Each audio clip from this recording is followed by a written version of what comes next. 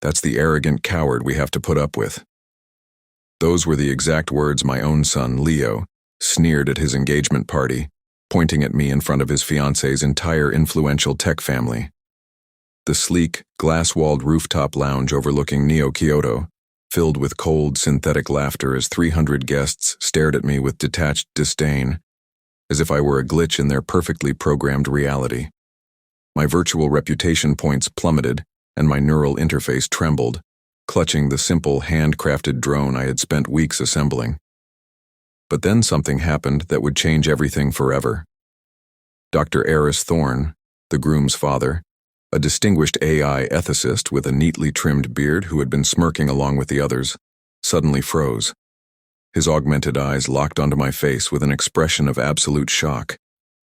"Hold," he murmured, slowly stepping toward me as the rest of the room continued their digital snickering. "Aren't you the Shadow Weaver?" "My name is Kaito Ishikawa, but everyone calls me Kai. I am 72 cycles old, and for the last 5 decades, I have lived like a phantom in the digital age.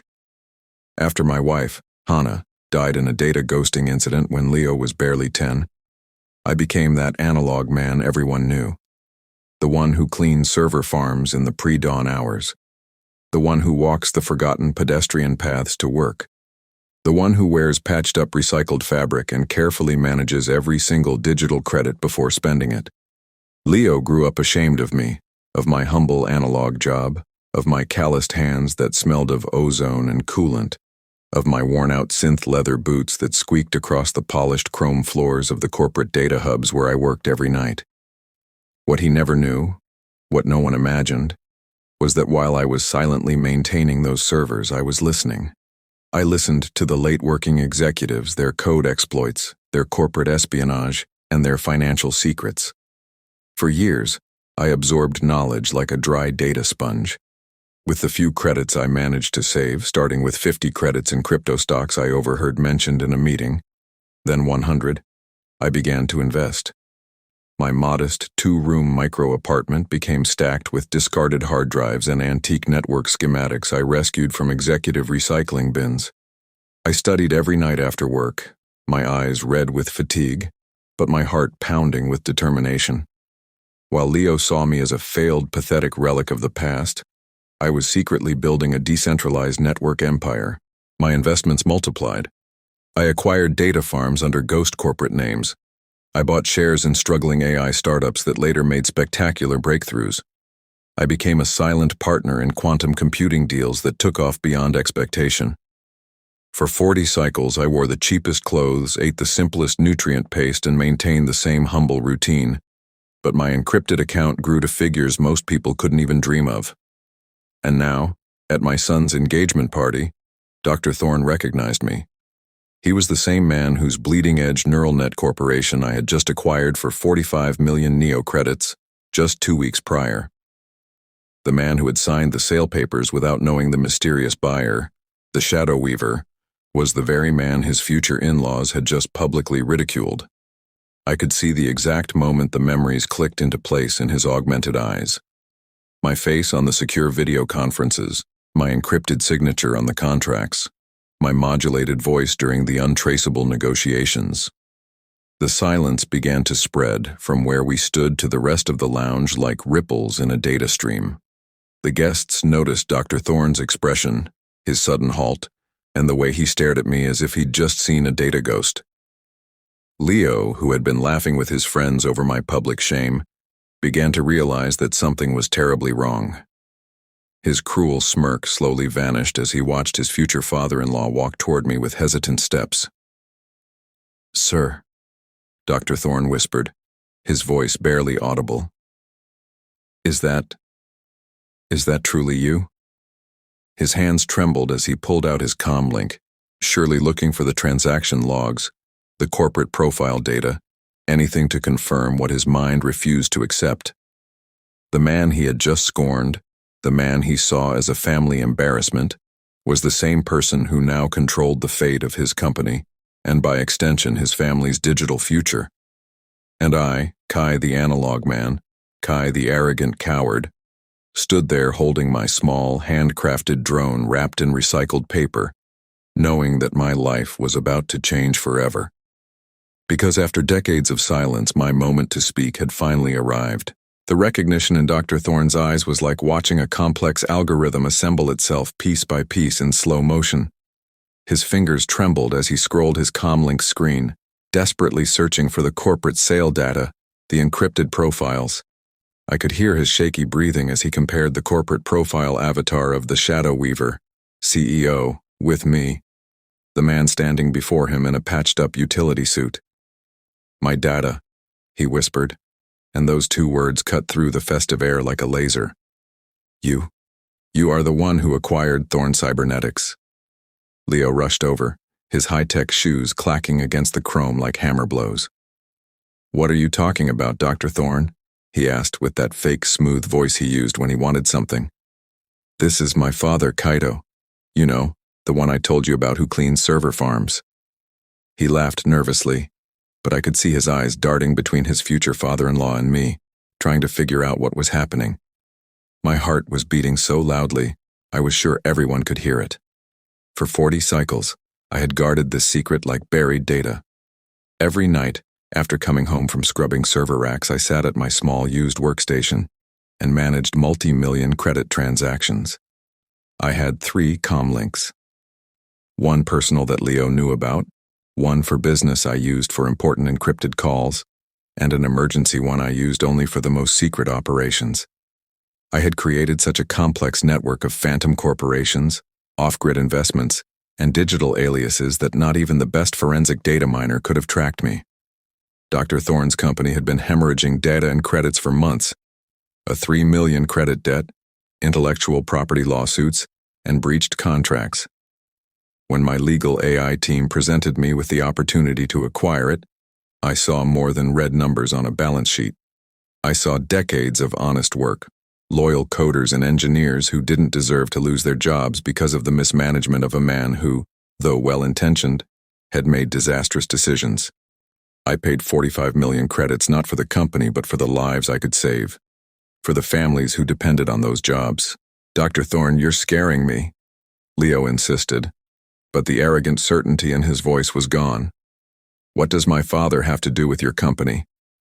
Devon, his fiancée, approached, nervously adjusting her neural implant. She was a beautiful young woman, 32 cycles old, accustomed to digital comfort but without her husband's malice. She had inherited her father's kindness, but not his experience in reading between the data streams. Dr. Thorne looked directly into my eyes, and in that moment I saw respect where there had been scorn moments before. "Shadow Weaver," he said, using my corporate alias with a reverence that caused nearby guests to turn their heads. "I want to personally thank you for saving my family's company. Without you, hundreds of employees would have lost their livelihoods this week." The silence that followed was so dense it could have been cut with a laser. Leo stood paralyzed, his mouth slightly open as he processed his future father-in-law's words.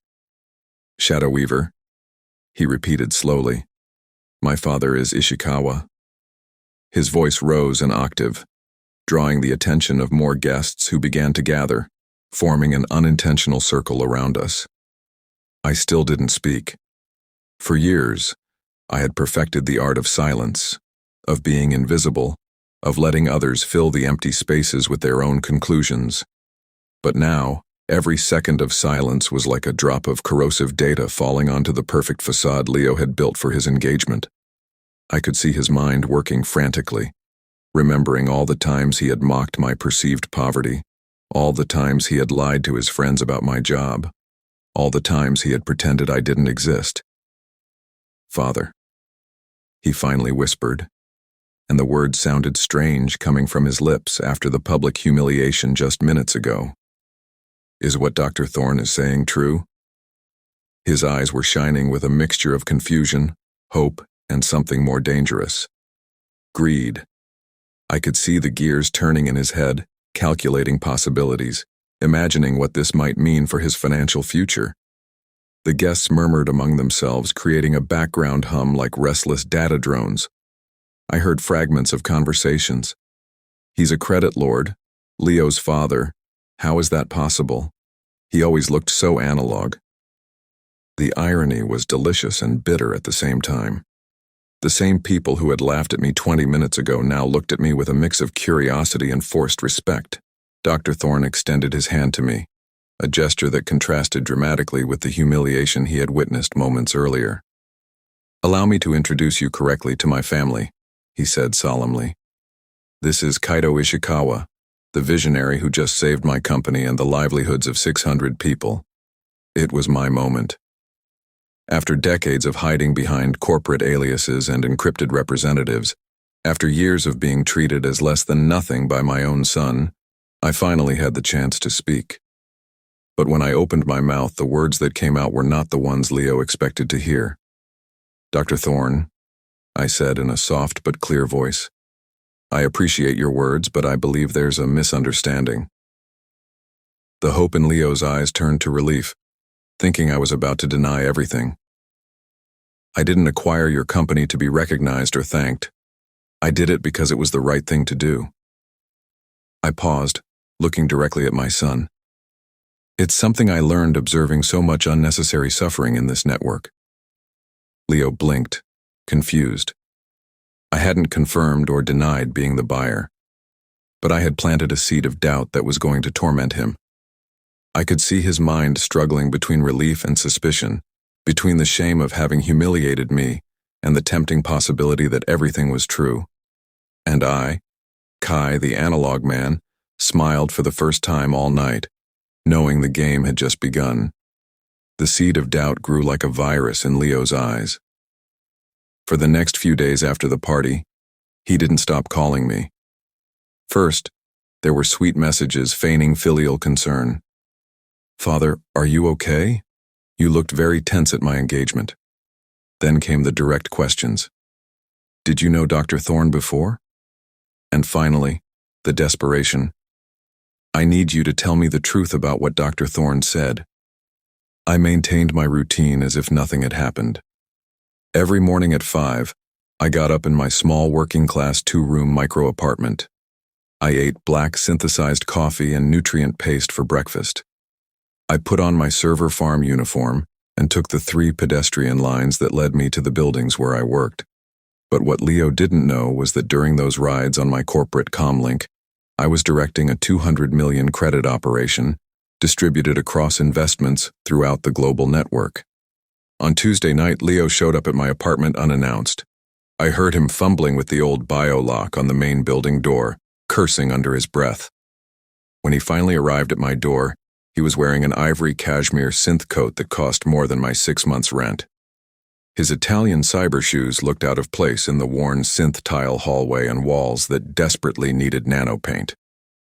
"Father, we have to talk," he announced, sitting on my thrift store synth sofa and looking around with that familiar look of disgust. "I can't stop thinking about what happened at my engagement. Dr. Thorne seemed different with you, like he respected you in some strange way." I poured myself a cup of synthetic tea and sat across from him in my favorite chair, the one I had rescued from the street 15 cycles ago and had reupholstered myself with cheap, recycled fabric. "Your engagement was beautiful, Leo. Devon seems like a good woman." My voice was calm, but inside I felt a hurricane of emotions. This was the first time in years my son had come to my house voluntarily, and it was only because he suspected I might have money.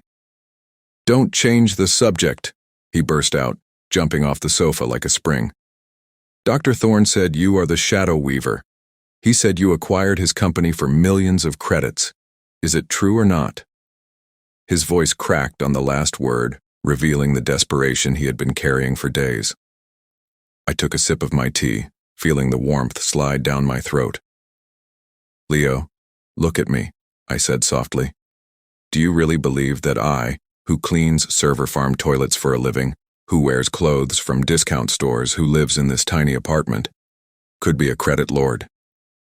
I stood up and held out my hands to him, showing my rough palms and short, clean nails.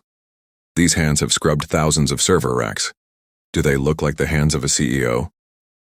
But I saw something dangerous flicker in his eyes, a spark of suspicion that wouldn't be easily put out. "Then explain why Dr. Thorne called you the Shadow Weaver. Explain why he looked at you as if you were important." It was time to give Leo exactly what he needed to torture himself. Perhaps, I said slowly, Dr. Thorne confused me with someone else. Or maybe, I paused dramatically. I had something on my face that reminded him of someone from his business past. Men his age sometimes see data ghosts where there are none. It wasn't a lie, but it wasn't the whole truth either. And Leo, with his paranoid mind and heart full of greed, filled the empty spaces with his worst fears and best hopes. I watched him calculate, speculate, and imagine.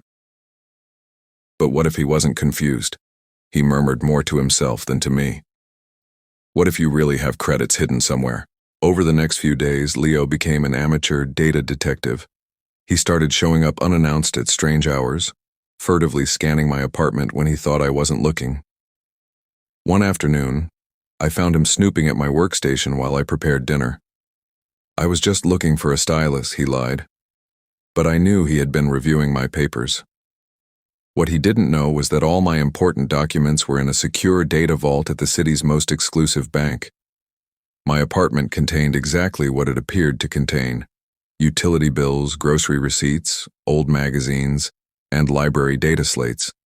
But I had deliberately left some false clues: a bank deposit receipt for 300 credits that looked like it had been altered, a scribbled comlink number that belonged to a synth food delivery service but could look corporate if you didn't call to verify.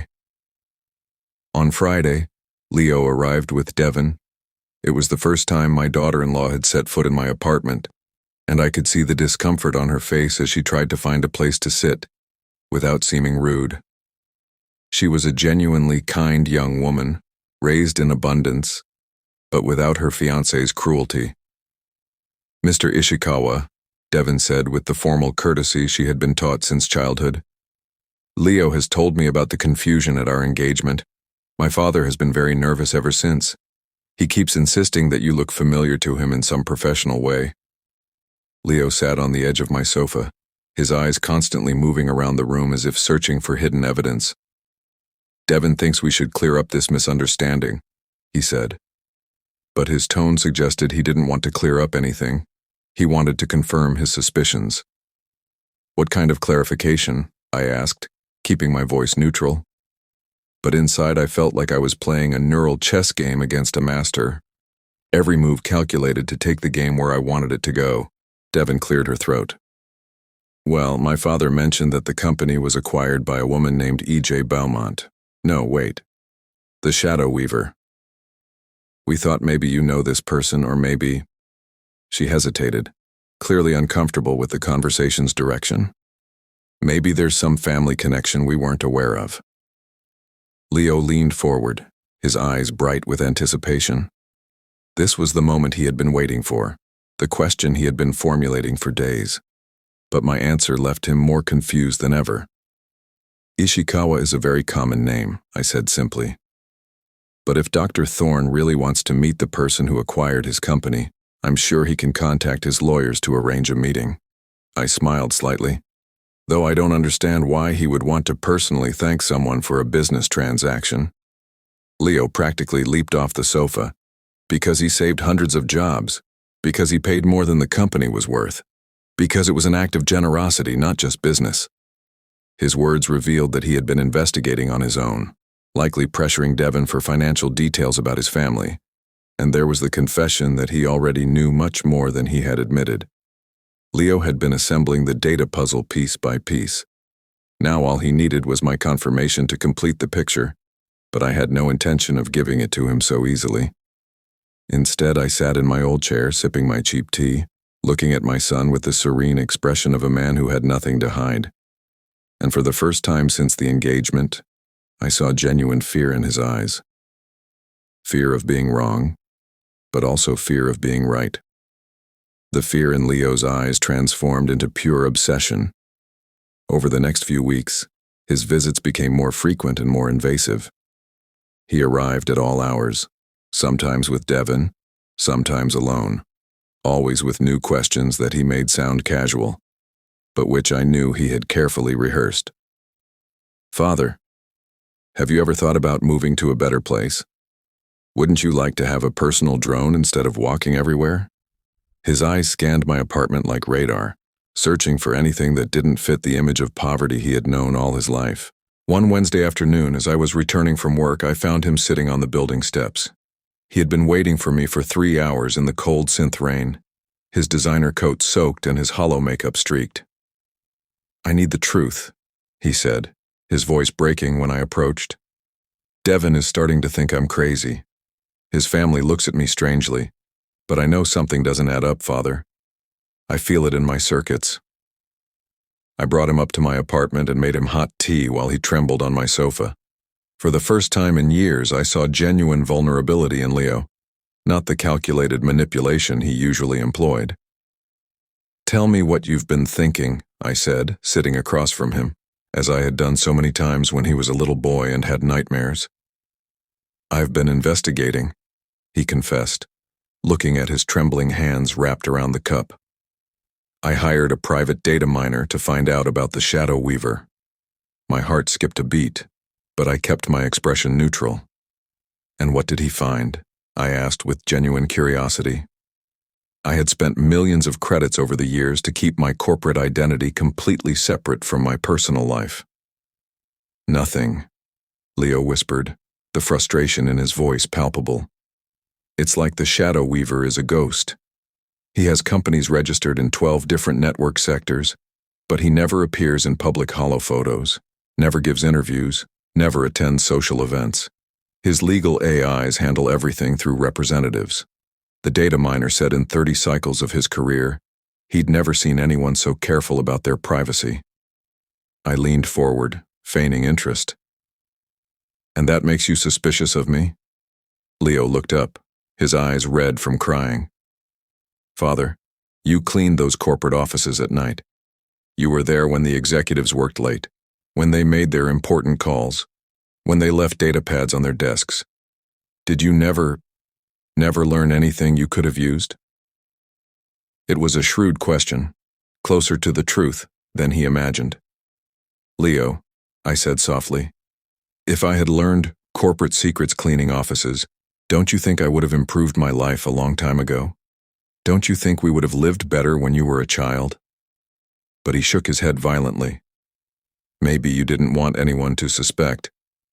Maybe it was safer to live poor while you secretly accumulated credits." His voice rose, filled with a desperation that broke my heart. "Dr. Thorne keeps asking about you. He keeps saying your face is familiar from important video calls. Devin is starting to ask strange questions about our family." I got up and went to the kitchen, needing a moment to process. Leo had hired a professional data miner and still couldn't connect me to the Shadow Weaver. That meant my precautions had worked, but it also meant he wouldn't give up easily. When I returned with more tea, I found him looking through the data slates on my shelf, those used finance manuals I had been collecting for decades. "Why do you have all these data slates about investments?" he asked, holding up a market analysis manual I had bought for 1 credit at a secondhand data store. "Since when are you interested in finance?" His tone was accusatory, as if he had found evidence of a crime. "I buy them because they are cheap, and I like to read," I lied partially. Besides, after years of hearing business conversations while cleaning, I developed curiosity about how corporations actually work. It wasn't a lie, just not the whole truth. Leo put the data slate down and turned to me with desperate eyes. "Father, if you have money, if you have even some money saved up, I need you to tell me. Devin and I are having financial problems." This was the first time he had mentioned economic difficulties, and I saw the perfect opportunity to get information. "What kind of problems?" I asked with genuine paternal concern. Leo collapsed onto the sofa, finally revealing the truth he had been hiding behind his perfect facade. "Dr. Thorne's company was worse off than they told us before the engagement. Even after the sale, there are huge personal debts. The apartment we live in is mortgaged to the hilt. The cars, the tech, everything was bought on credit, thinking the company would keep generating income." There was the confession I had been waiting for. "How much do you owe?" I asked gently. Leo covered his face with his hands. 200,000 credits on credit chips, 300,000 credits on the apartment mortgage, 100,000 credits in personal loans, And that's not counting the engagement expenses, which we put entirely on credit because we thought we could pay it off later. 600,000 credits in debt, an amount that was insignificant to me, but which represented total ruin for them. "And what are you planning to do?" I asked, though I already knew where this conversation was headed. Dr. Thorne is trying to get another job, but at his age, it's difficult. Devin is looking too, but his experience is all tied to the family business, and He hesitated, biting his lower lip as he did when he was a child and had done something wrong. "I thought maybe if you really have credits hidden, you could help us. Not as a gift, but as a loan. We would pay you back with interest." It was the moment I had been waiting for weeks. Leo had finally revealed his cards. He was in financial crisis and saw me as his only possible way out. But instead of confirming or denying his suspicion about my fortune, I decided to give him something even more dangerous: hope mixed with uncertainty. "Leo," I said slowly, "if I had that kind of money, do you really think you would be here begging me after calling me an arrogant coward in front of 300 people? My voice was soft, but it carried the weight of decades of humiliation. "Do you really think someone with money would have silently accepted all the years of scorn you've given me?" I watched my words hit him like data spikes. Leo began to cry in earnest, tears of guilt mixed with financial panic. "I'm sorry, Father. I'm so sorry I treated you that way. But right now, you are the only person in the world I can trust. If you have anything you can lend us, I swear we will pay you back every credit." I sat beside him and took his hands, feeling them tremble in mine. "Let me ask you something, Leo. If I really were a credit lord, if I really were the Shadow Weaver, what would you do? How would that change your life?" His eyes lit up with a dangerous mixture of relief and greed. "It would mean we can save our apartment, our marriage, our future. It would mean I don't have to live in fear of losing everything." He paused, looking directly at me. "But it would also mean I've been the worst son in the world, despising the only person who truly loves me." It was a good answer, but I knew Leo was an expert at saying what people wanted to hear. The real question was, what would he do when he knew the truth? Would he love me for my money or forgive me despite it? Leo's tears quickly dried as he saw that I didn't immediately respond to his question about what he would do if I were a credit lord. I watched him wipe his eyes with the back of his hand, rearranging his expression of vulnerability into something more calculated. "Father," he said in a firmer voice, "I need you to answer something directly. Are you the Shadow Weaver or not?" I got up from the sofa and walked to the window that overlooked the street filled with faded hollow ads and broken streetlights. "Leo, imagine for a moment that the answer was yes. Imagine that all these years while you were ashamed of me, I was building a multi-million credit empire." I turned to look at him. "What do you think that would mean about you as a person?" His face paled. "It would mean I'm a monster," he whispered. "It would mean I despise the only person who sacrificed everything for me." But then, as if a switch had been flipped in his neural network, his eyes hardened. "But it would also mean you lied to me for decades, that you let me live feeling superior when in reality I was the one who had nothing." There was the Leo I knew. Instead of taking responsibility for his cruelty, he was already looking for ways to become the victim. So I said calmly, "You'd prefer that I was truly poor? Would you feel better knowing that your insults and humiliations really hurt someone who had no power to defend themselves?" Leo fell silent for a long moment, processing the logical trap I had set for him. Finally, he spoke in a small voice. "I just want to understand why Dr. Thorne recognized you. I just want to know if there is any possibility that we can get out of this financial crisis." It was time to take the game to the next level. I went to my room and returned with an old data box. I placed it on the coffee table between us. "There's something I've never shown you," I said, opening the box slowly. Inside were old data slates, hollow photos, and some papers I had prepared specifically for this moment. I pulled out a 15-cycle-old hollow photo of me, leaving an elegant corporate building. I was dressed in humble clothes, but the luxury building behind me was clearly visible. A coworker took this photo, I lied. That day, I was cleaning the offices of Shadow Weavers International.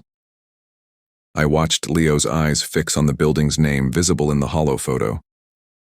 Shadow Weavers, he murmured, taking the photo with trembling hands. You worked for a Shadow Weaver company. His mind was working furiously, connecting points I had carefully planted. I pulled out another document, a 12-cycle-old pay stub for cleaning services, where I had digitally altered the employer's name to read Shadow Weaver Enterprises. I worked for them for years, I said, until I paused dramatically, until I had to quit for personal reasons. Leo studied the receipt as if it were a treasure map. Personal reasons? His voice was barely a whisper. What kind of personal reasons would make you quit a stable job? This was the most delicate part of my plan. I needed to plant the seed of a truth that was credible enough to explain everything, but vague enough to maintain the mystery. There were irregularities in the company, things I saw cleaning offices at night, conversations I overheard. I sat down heavily as if the memory was painful. One day, the CEO asked me to stay after hours for a private meeting. Leo's eyes widened. He asked you to be a witness to something? His imagination was filling in the blanks exactly as I had planned. I can't talk about it, I said, feigning nervousness. I signed a non-disclosure agreement, but let's just say there are reasons why someone might want to keep my identity a secret. I put the documents back into the box, noticing how Leo followed every move with hungry eyes. Father, he said urgently, are you telling me that you know a secret about the Shadow Weaver? That maybe you worked directly for this person? He leaned forward. Is that why Dr. Thorne recognized you? Because you were in important meetings? I didn't answer directly, but my silence was more eloquent than any words. I watched Leo construct his own theory. That I had witnessed something important, that the Shadow Weaver had compensated me somehow, that maybe there was even some sort of blackmail involved. It was a completely incorrect theory, but it was credible enough to explain everything that was inexplicable. Do you have money from that time? He asked directly. Did they give you some kind of compensation for your silence? His eyes shone with a mix of hope and something darker. The possibility that his father was a successful extortionist. Leo, I said firmly, what happened during that time of my life is complicated. There are powerful people involved, legal agreements I can't break, and consequences that could affect more people than just us. I stood up and began to put the box away. But if you are truly in a financial crisis, maybe there's something I can do. Leo jumped off the sofa as if he had received an electric shock. What kind of something? His voice was high-pitched, desperate. Do you have access to money? Can you get a loan? Do you know someone who can help us? I looked him directly in the eyes. I can make some calls. There are people who owe me favors from that time, but I would need to know exactly how much you need and what for. It was a vague promise, but full of possibilities designed to keep Leo on the hook while I decided my next move. 600,000 credits, he said immediately. We need 600,000 credits to pay off all the debts and start over. His hands trembled as he spoke. We could pay interest, give collateral, whatever is necessary. That is a considerable amount, I said thoughtfully. I would have to make very important calls, contact people who prefer to remain private. I paused. And I would have to be sure that you understand the seriousness of what I'm willing to do. Leo nodded violently. We understand. We are serious. This is not a whim, Father, it's our life. But then, as if a new idea had crossed his mind, he looked at me with suspicion. But what would you have to do in return? What kind of favors would you have to ask? It was a smart question, and I saw that Leo was beginning to understand that any solution to his financial crisis might come with a price he hadn't considered. That, I said mysteriously, depends on how much you are willing to risk to save your future. And with those words, I left my son in a state of agonizing anticipation, knowing he would spend the next few days imagining all the possibilities, both wonderful and terrible, of what I might be willing to do for him. For the next 3 cycles, Leo called me every 2 hours. His messages went from desperate gratitude to pure anxiety, and then to something bordering on obsession. "Did you make the calls, Father? When will we know something? Do you need Devin and me to be present for a meeting?" His voice became sharper with each call, and I could hear how the tension was affecting his marriage, with Devin constantly asking him what was going on. On Friday night, I decided it was time for the next phase of my plan. I called Leo and told him I had news. "I need you and Devin to come to my apartment tomorrow night, 19 so, and Leo," I paused dramatically, "make sure no one else knows about this meeting, especially Devin's family." When they arrived on Saturday, Leo was wearing an elegant dark synth suit, as if he had dressed up for an important occasion. Devin seemed nervous, adjusting her neural implant repeatedly and looking around my modest apartment with a mixture of curiosity and discomfort. It was clear Leo had told her something, but not everything. "Before we start," I said, serving them synthetic tea in my chipped mugs, "I need you to understand something very important. The conversation we are going to have tonight cannot leave these 4 walls. There are powerful people involved, and your financial future depends on your ability to keep secrets." Devin cleared her throat. "Mr. Ishikawa, Leo told me you know people who could help us with our financial situation. We deeply appreciate any help you can give, but we don't want to get you into trouble for us." What a sweet, honest young woman. Her genuine concern for my well-being contrasted dramatically with the poorly concealed greed I saw in Leo's eyes. "Devin," I said softly, "how much has Leo told you about my work past?" He looked nervously at his fiancée. "He said you worked for an important company years ago, and that maybe you know influential people who could help us get a loan." It was a heavily edited version of the truth, and I could see that Leo had been careful not to reveal his wilder suspicions about my identity. "It's more complicated than that," I said, standing up to close my apartment's hollow curtains. The gesture was purely theatrical, but I saw how both of them tensed up. For years, I worked cleaning the offices of one of the most powerful corporations in the network. But my job wasn't just cleaning. It was observing, listening, reporting. Leo leaned forward, his eyes shining. "Reporting what? To whom?" His voice was barely a whisper, as if we were finally getting to the heart of the mystery that had been torturing him for weeks. "Financial irregularities, private conversations, meetings that officially never happened." I paused, letting the tension build. My direct boss was not the cleaning supervisor. It was the shadow weaver himself. The silence that followed was so thick it could be cut with a laser. Devin blinked, confused, clearly not understanding the implications. But Leo turned white as a ghost. "Are you saying you worked directly for the shadow weaver?" His voice broke on the last word. "For more than 15 cycles," I confirmed, watching his hands begin to tremble. "My official job was night cleaning. My real job was to be his eyes and ears in an industry full of corruption and fraud." It was a carefully constructed lie, but with enough elements of truth to be credible. Devin still didn't fully grasp it. "Mr. Ishikawa, are you saying you were like a private data investigator?" Her innocence was refreshing, contrasting with the way Leo was frantically calculating the implications of what he had just heard. "It was more than that," I said, deciding to give Leo exactly what he had been waiting to hear. "During all those years, the shadow weaver compensated me very generously for my discretion, and when I retired from that job, I made sure I had enough resources to live comfortably for the rest of my life." Leo practically leaped out of his seat. "How much?" he asked bluntly. "How much money do you have?" His mask of filial concern had completely disappeared, replaced by a pure avarice that hurt me to see, even though I had expected it. "Enough," I replied calmly, "to resolve your financial crisis several times over. But the question is not how much I have. The question is what you are willing to do to earn it." Devin looked increasingly uncomfortable. "Mr. Ishikawa, We don't want your money as a gift.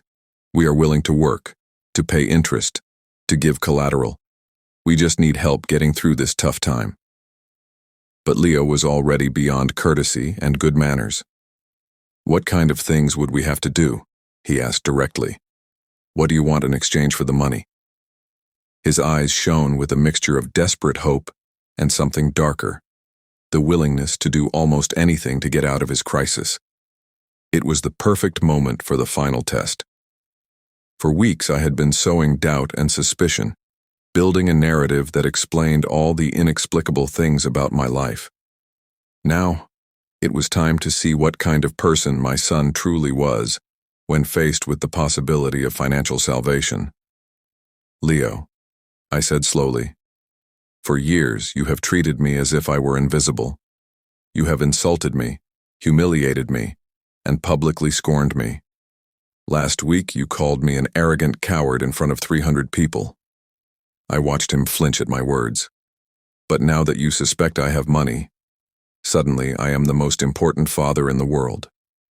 His cheeks flushed. Father, I am so sorry for how I've treated you. If I could go back in time and change my behavior, I would. Please don't let my past mistakes affect our future. Our future, I repeated, raising an eyebrow. Or your financial future. The distinction was important, and I wanted both of them to understand exactly what was at stake here. Devon intervened, clearly sensing the tension between Leo and me. Mr. Ishikawa, I understand Leo hasn't always been the most attentive son, but he has really been struggling with a lot of stress lately. Our financial problems have been overwhelming, and perhaps that has affected his behavior. It was a sweet but naive defense. Devon still didn't understand that Leo's cruel behavior toward me had begun decades before they had money problems. Devon, I said gently, I appreciate you defending your fiancé, but I need you to understand something. If I am going to help you financially, I need guarantees that my generosity won't be misinterpreted or misused. Leo leaned forward, his eyes shining with anticipation. What kind of guarantees? We'll do whatever it takes. We'll sign any document. We'll accept any condition. His willingness to accept unknown terms without even asking for the details told me everything I needed to know about his state of mind. Very well, I said, getting up to go to the desk where I had prepared some documents specifically for this moment. I've been preparing a proposal that could solve all your financial problems. But before I show it to you, I need to know, are you prepared for permanent changes in your relationship with me? What kind of changes? Devon asked cautiously, but Leo was already nodding before hearing the answer. The kind of changes, I said, returning with a folder in my hands, that will determine whether you truly value family over money, or if money is the only thing that makes you value family. And with those words, I placed the folder on the table, knowing that what it contained would change everything between us forever, one way or another. I opened the folder slowly, revealing documents I had meticulously prepared over the past few weeks. On the first page was a contract that looked completely official with legal stamps and signatures I had carefully forged. The heading read, Conditional Financial Transfer Agreement, and it was dated just 3 cycles prior. This, I said, placing the document in front of them, is a proposal I have been negotiating with my contacts since our last conversation. Leo pounced on the paper like a data hawk on its prey, his eyes quickly scanning the lines while Devon read over his shoulder with an increasingly worried expression. The document they were studying contained specific terms, a transfer of 800,000 credits to cover all their debts plus 200,000 credits for relocation expenses in exchange for conditions I had designed to test exactly what kind of people they truly were. First condition, Leo read aloud, his voice trembling slightly. Complete transfer of all current personal assets as collateral guarantee. He looked up at me. This means we would have to transfer the apartment, the cars, everything into your name? Temporarily, I said, watching their reactions carefully. Just until you demonstrate you can responsibly manage such a large amount of money. It's a standard protection in these types of transactions. Devon frowned. Mr. Ishikawa, That would leave us completely dependent on your goodwill. What happens if something happens to you? What guarantees do we have? It was a smart question that showed Devon, unlike Leo, was thinking beyond the immediate solution.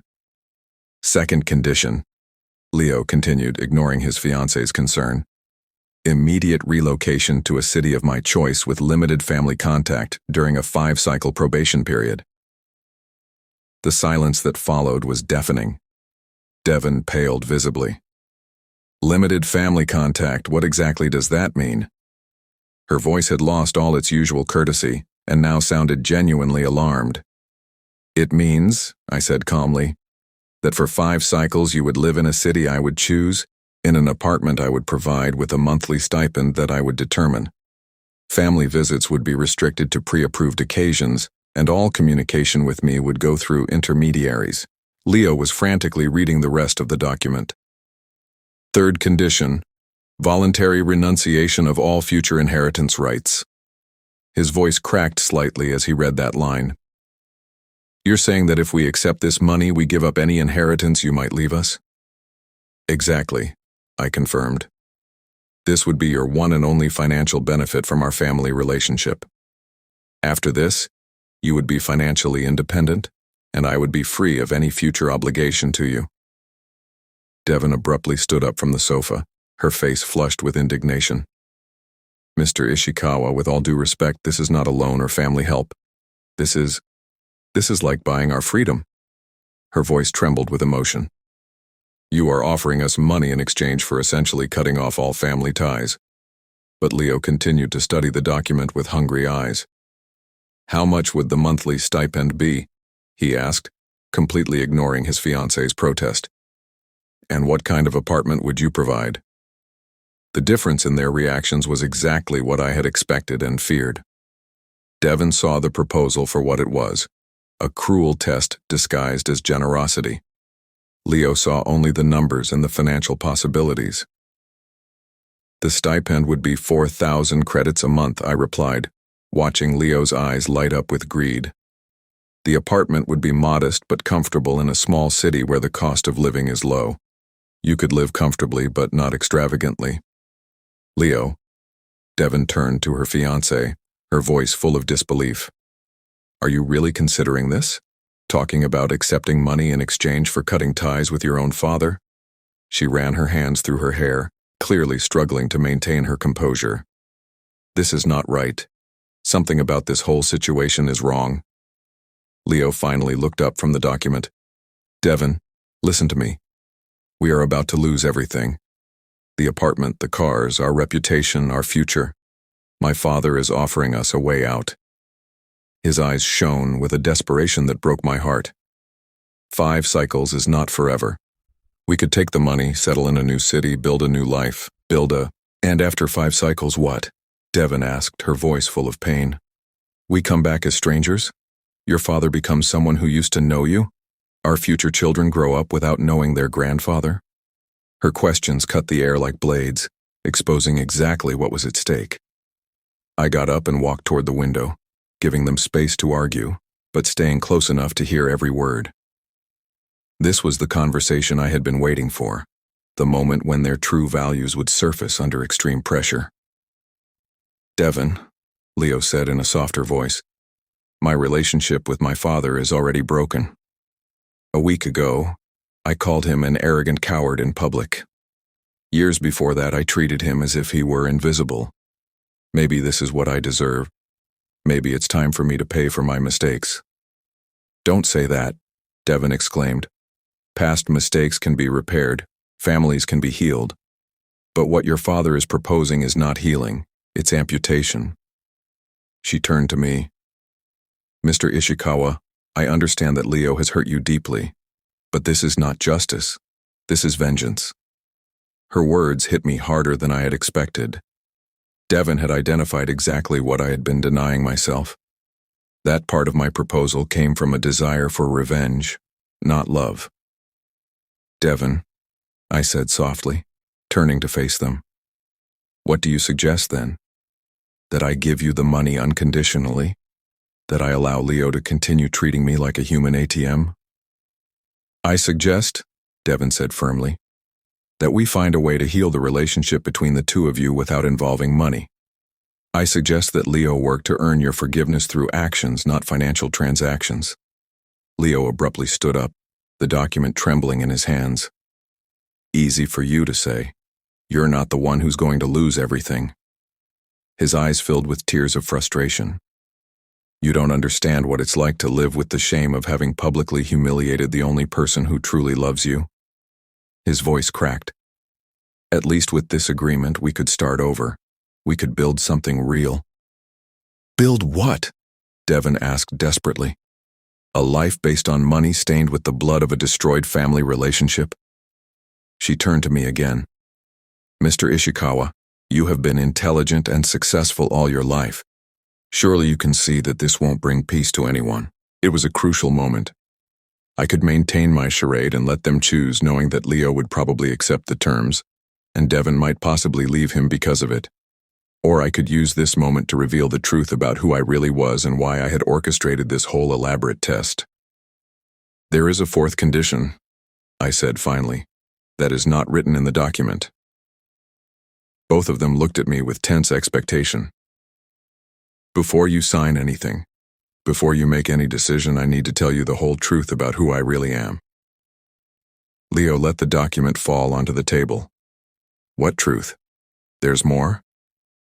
His voice was barely a whisper, as if he finally realized he had been playing a game whose rules he didn't fully understand. The truth, I said, walking toward my desk to pull out a different folder, is that I don't need special contacts to get that money. The truth is that that document you just read is completely fake. I returned with the real folder, the one that contained the documents that would prove my true identity. And the truth is, yes, Leo, I am exactly who Dr. Thorne thought I was at your engagement. The silence that followed was so deep I could hear the tick-tock of the old analog clock on the kitchen wall. Leo and Devon looked at me as if I had just revealed I was an alien. And in a way, I suppose to them, the Shadow Weaver might as well have been from another planet. For the last 50 cycles, I continued opening the real folder. I have built a business empire valued at more than 200 million credits. And all this time, you have been living less than 3 miles from one of the richest men in the network. The folder I opened contained real documents this time. Actual bank statements with my real name, corporate ownership certificates, acquisition contracts signed by my own hand, and holographic photographs of corporate meetings where I was clearly identified as Kaito Ishikawa, CEO of Shadow Weaver Enterprises. Leo picked up the first document with hands that trembled so much he could barely hold it. Checking account, Kaito Ishikawa, Shadow Weaver Enterprises. He read aloud, his voice barely a whisper. Current balance. The paper slipped from his fingers as if it were on fire. This is real. Devon leaned over to see for herself, her face pale as wax. Mr. Ishikawa, I mean, Mr. Shadow Weaver, she corrected herself, clearly struggling to process the information. You really are. She couldn't finish the question. I am exactly who Dr. Thorne recognized at your engagement, I confirmed, spreading more documents on the table. These are the purchase contracts for his family business. This is my signature. These are the bank transfer receipts for 45 million credits. Every document I placed down was like a reality bomb exploding in their minds. Leo collapsed onto the sofa, his eyes darting between the documents as if he couldn't focus on any of them. But you live in this horrible apartment. You wear thrift store clothes. You take public transport. His voice cracked. Why? Why live like this if you have all this money? It was the question I had been waiting decades for. Because, I said, sitting across from him, after your mother died, I decided I would never be vulnerable again. I decided I would build an empire so solid that no one, not even my own son, could hurt me financially. I paused, letting those words sink in. But I also decided I would live simply so I would never lose sight of what truly matters in life. Devon continued to study the documents with an expression of growing astonishment. Mr. Shadow Weaver, these companies, I've heard of these companies. You own the robotics chain that saved my cousin from bankruptcy. You're the one who acquired the biogenetics factory where my aunt works. Her voice filled with a new reverence. You've been saving jobs all over the city for years. Not just in this city, I said softly. In 12 different network sectors. I have acquired companies in crisis, restructured them, and turned them into successful operations that employ more than 50,000 people. It was the first time I had talked about my real work with anyone in my family, and it felt strangely liberating. Leo finally looked up from the documents, tears streaming down his cheeks. 50 cycles, he murmured. For 50 cycles, you've been watching me despise you, insult you, treat you like you were invisible. And all this time, his voice broke completely. All this time, you were more successful than anyone I have ever known. More successful, I corrected gently, but apparently not very successful as a father. The words hurt to say, but they needed to be spoken. Devon sat down heavily, covering her face with her hands. Oh, Data. Mr. Shadow Weaver, when I think of the things Leo has said about you to my family, the excuses he invented to explain why we never included you in social events. She removed her hands from her face, looking at me with eyes full of guilt. We judged you so harshly. We thought you were a burden to Leo. You didn't judge me, I said firmly. I chose this image. I decided to keep my true identity a secret. What you saw is exactly what I wanted you to see. I took another document from the folder. But it also means that every humiliation, every insult, every moment I was treated as less than human was a choice Leo made without any external pressure. Leo doubled over, sobbing uncontrollably. I'm sorry, he repeated through his tears. I'm so incredibly sorry. There are no words to describe how awful I feel. There's no way to undo the damage I've caused. You are right, I said calmly. There's no way to undo it, but there are ways to move forward. I got up and went to the desk once more, returning with a different document. This is my real will, Leo. Would you like to know what it says? His eyes widened in terror. Father, no matter what it says, I deserve to be disinherited. I deserve for you to cut me out of your life completely. It says, I continued, ignoring his protests, that upon my death, 70% of my fortune will go to charitable foundations I've been secretly funding for years, shelters for data-displaced citizens, educational programs for children from working families, scholarships for young tech entrepreneurs. I paused. The remaining 30% was intended for you and your future children.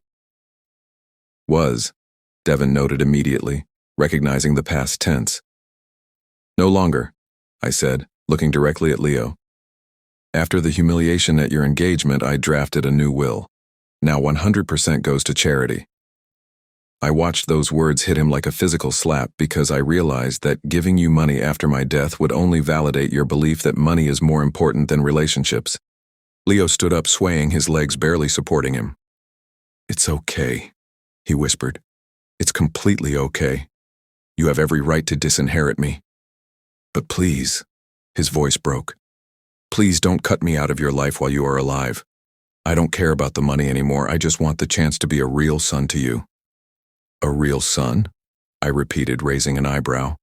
Like the real son who introduced me as an arrogant coward 2 weeks ago? Devon stepped toward Leo, putting her arms around him as he cried. Mr. Shadow Weaver, she said in a firm but respectful voice.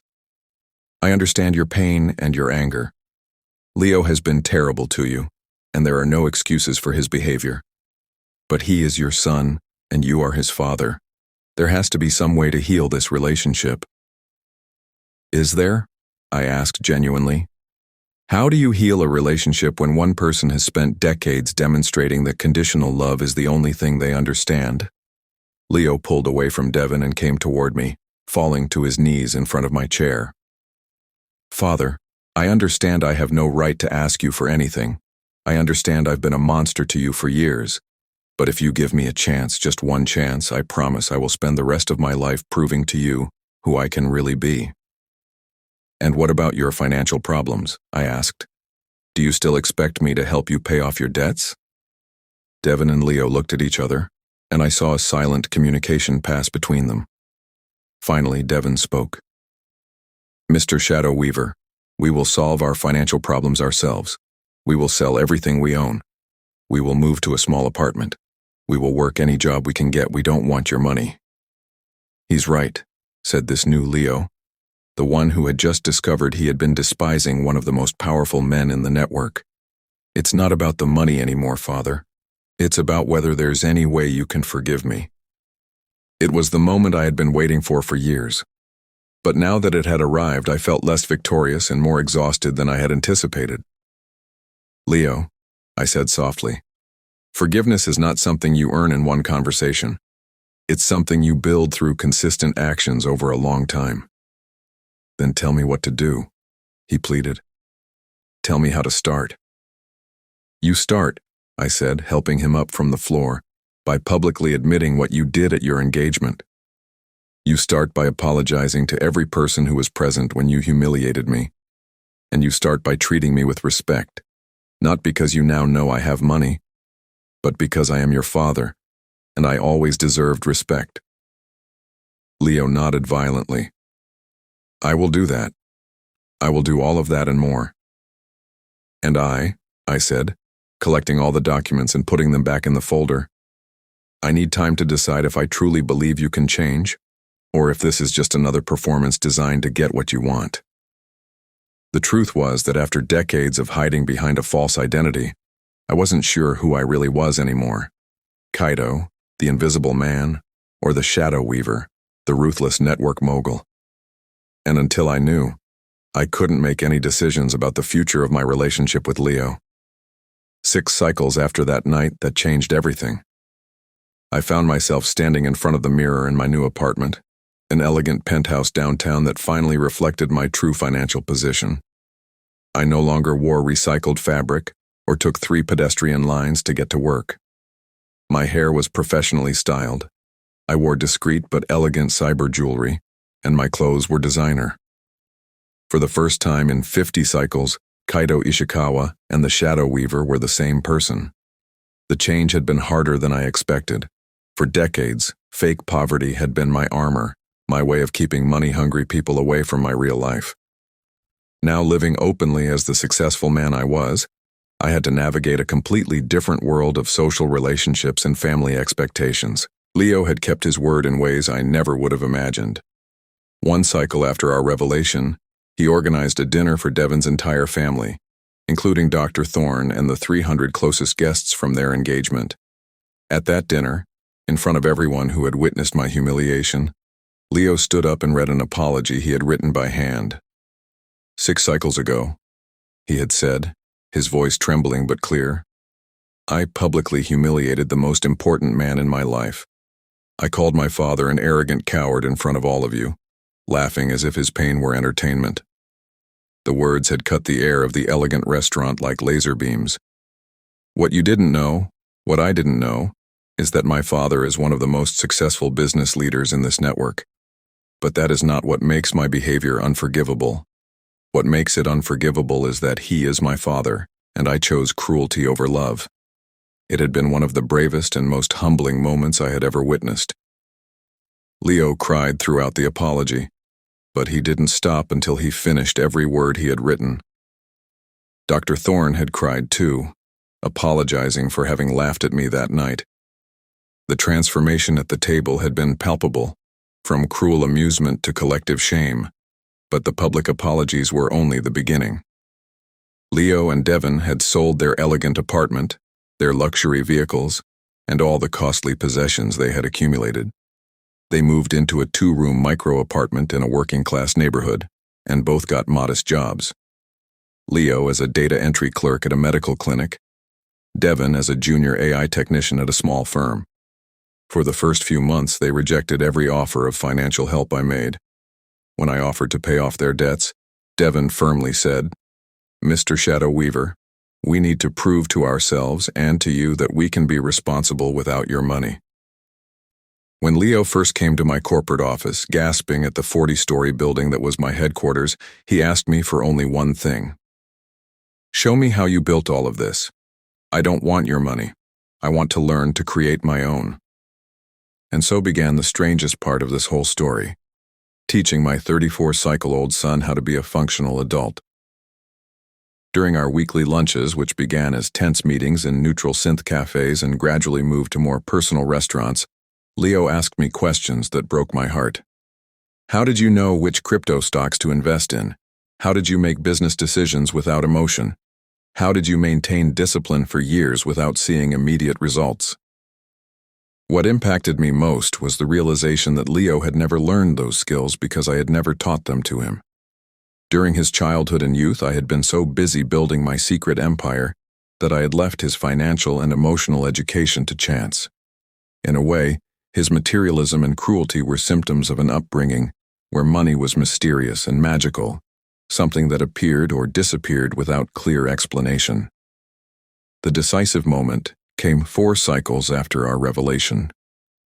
Leo arrived at our weekly lunch with something I had never seen in his eyes before. Genuine pride not based on material possessions. "Father," he said, smiling in a way I hadn't seen since he was a little boy. This cycle, Devin and I paid all our bills without using credit chips. It's the first time in my adult life that has happened. It was a small achievement by objective standards, but for Leo it represented a fundamental transformation. And he continued, "We have something to tell you." Devin, who now visited me regularly and had developed a genuinely affectionate relationship with me, took his hand. "We're expecting a baby." The news hit me like a data shock.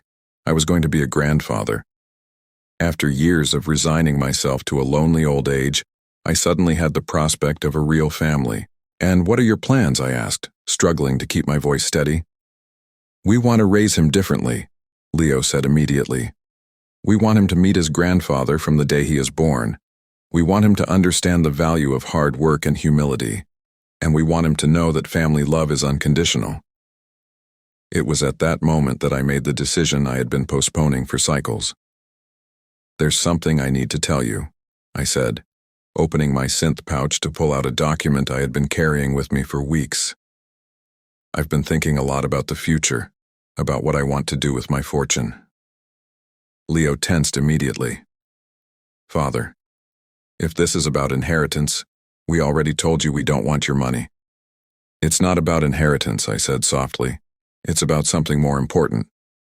I placed the document on the table. It's the charter of the Ishikawa Thorn Family Foundation. I have decided to convert half of my fortune into a charitable foundation that will be run by the next generations of our family. Devin studied the document with careful eyes. "What exactly does that mean?"